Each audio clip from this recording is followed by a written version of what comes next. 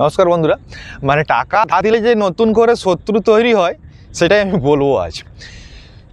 যে ব্যক্তি সকাল বিকেল দুপুর ৩-৪ টাইম এসে তোমার বাড়িতে খোঁজ খবর নিবে, তোমার বাচ্চার খোঁজ খবর নিবে, তোমার কাজকর্মের খোঁজ খবর নিবে, ৪বার ৫বার ফোন করবে, দিয়ে টাকা ধার চাইবে, তুমিও খুব সরলভাবে টাকাটা ধার দিয়ে দিলে। টাকাটা ধার দেওয়ার পর তার নাটক শুরু বলতে এটাই, আর সে ঘরদর আর তার দেখা পাওয়া যাবে না, মানে ঘরদর আসা বন্ধ করে দিবে, ফোন ব্যস্ত সবসময়। ভালো জিনিস। এবারে দিন গেল, মাস গেল, 6 মাস গেল, টাকাটা যখনই চাইবে তখন বলবে টাকা তোর কি হবে? আরে ভাই, আমার টাকা আমি কি করব না করব, কি হবে না হবে সেটা আমি তোমাকে বলতে যাবো কেন? যাই হোক, হলো তো টাকাটা দাও। হ্যাঁ, আজকে ব্যাংক বন্ধ, আজকে রোববার, যেমন ব্যাংকে হিউজ টাকা আছে, তো হিউজ টাকা আছে তো বাবু ধার কোনা করলি, ভালো জিনিস। কালকে গণেশ পূজা, ঠিক আছে, তোকে সন্ধ্যাবেলা দিয়ে দেবো। সন্ধ্যাবেলা কোথায় পাবি রে ভাই?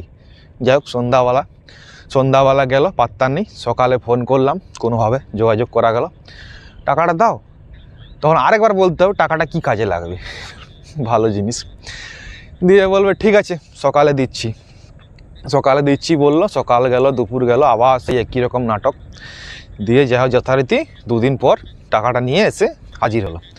5,000 নিলে তখন বলবে এই 2,000 নে। 2,000 নেওয়ার পর মুখটা এমন ভাব করবে, মানে মুখের ভাবটা এমন দেখাবে যেমন তার কোনো পাকা ধানে মই দেওয়া হয়ে গেছে। আরে বাবা, তো ভালো জিনিস, পাকা ধানে মই দেওয়া হোক। আর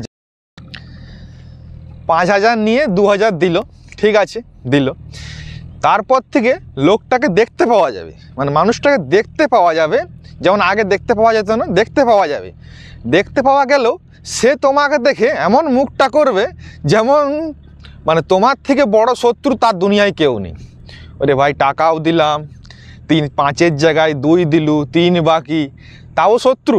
তো মানে এর থেকে মদ্দা কথা এটাই যে টাকা ধার দিলে একটা নতুন করে শত্রু তৈরি হলো, এটাই হচ্ছে মূল কথা।